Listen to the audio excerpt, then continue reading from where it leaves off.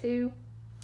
Okay, so shot a video on this radiator. Wanted to show the internal cooler, how it goes through the cooler and back to the transmission. I got that video shot. If you haven't seen it, you might click on it.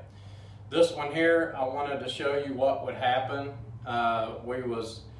We had a car to come in. I'd been wanting to shoot this video. We had a car come in. It had a hole in the internal cooler.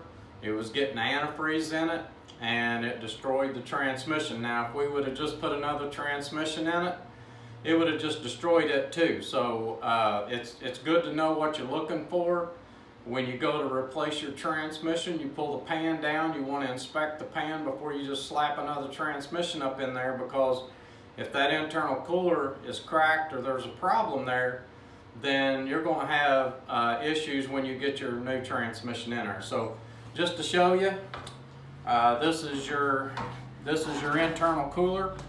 They will crack, and sometimes just get little pinholes in them. They'll get a little leak in them, and they'll start pushing antifreeze over into the transmission.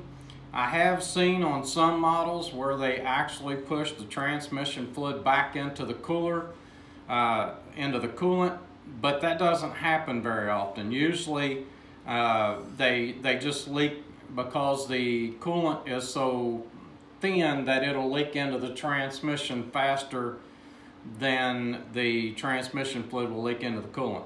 So anyway, in my other video I showed you we actually took the cooler out, and I'll show you. I'm going to take it out this time and let you see it. But there's the cooler for the transmission, and here's what's going to happen to your transmission if you get coolant in it. So here's a pan. I've got a pan off over here, fluid that came out of the transmission that had coolant in it. And what you're going to be looking for, this doesn't look normal to me already. I've seen this and I already know what I'm dealing with.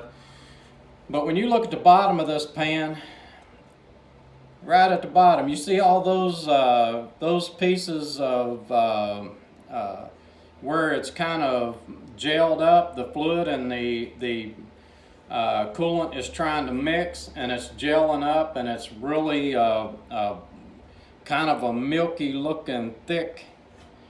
It's just real thick and milky looking. If you've got that in your transmission pan, when you pull your old transmission pan down, then you've got a cooler problem, and you better replace your radiator or put you a nice size external cooler on that and do away with your radiator altogether. Now, the only thing is, if you do that, you're going to have to plug off the hose going to the radiator from the transmission. You need to plug those off, because you'll be leaking the coolant out of that. So, but anyway, I want to show you what it does to your clutches. Now you can try as much as you want. I've never been able to duplicate this. This takes heat and coolant and just time to make them do this. But you'll see, this is actually your clutches. All of your clutches, these here are out of a Turbo 350, but all of your clutches should have this clutch on them, this clutch material on them, and you can see it is just sliding right off the clutch. When I pull on it, it just slides right off the clutch. That's what happens when antifreeze or water even gets into your transmission. And like I said, it takes time, and it takes heat, it takes pressure, but there's supposed to be clutch material on this side too, but there's not. It's already gone. But I wanted to show you what happens, what to look for. If you take your pan off and you see that material in there with that milky looking fluid, then you know that you've got a internal radiator problem, and you need to replace that radiator.